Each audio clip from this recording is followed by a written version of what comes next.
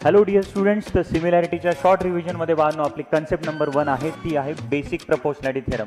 या थेरममध्ये काय सांगितलं आहे, जर बाळांनो आपण एका ट्रायंगलमध्ये ट्रायंगलच्या एका साईडला जर आपण एक पॅरलल लाईन काढली तर ती उरलेल्या दोन साईडला सारख्या रेशोमध्ये डिवाइड करते. म्हणजे काय, तर ही इथे दिसते आपल्याला PQ is parallel to BC, तर इथे रेशो उरलेल्या दोन साईडचा काय सॅटिस्फाय होईल, AP upon PB is equal to AQ upon QC. त्यानंतरची कन्सेप्ट नंबर 2 आहे बाळांनो आपली अँगल बायसेक्टर प्रॉपर्टी. ट्रायंगलमध्ये जर आपण एका अँगलचा अँगल बायसेक्टर घेतला तर तो अँगल बायसेक्टर त्या अँगलच्या अपोजिट साईडला उरलेल्या दोन साईडच्या रेशोमध्ये डिवाइड करतो. म्हणजेच त्या अँगलची अपोजिट साईड म्हणजेच BC त्या रेशो बनेल बाळांनो BD अपॉन DC, तो इक्वल असेल उरलेल्या दोन साईडच्या रेशो इक्वल म्हणजेच AB अपॉन AC. आणि त्यानंतर लास्ट कन्सेप्ट आहे बाळांनो आपली property of 3 parallel lines and their transversal. यामध्ये जर आपण 3 पॅरलल लाईन्स कन्सिडर केल्या आणि त्यांना कट करून जाणाऱ्या जर 2 ट्रान्सव्हर्सल कन्सिडर केल्या तर कन्सेप्ट ही सांगते या 3 त्या पॅरलल लाईन्सनी पहिल्या ट्रान्सव्हर्सलवर जो इंटरसेप्टचा रेशो बनवलेला असतो तो त्याच 3 पॅरलल लाईननी दुसऱ्या ट्रान्सव्हर्सलवर जो इंटरसेप्टचा रेशो बनतो याच्यासोबत इक्वल असतो. थँक्यू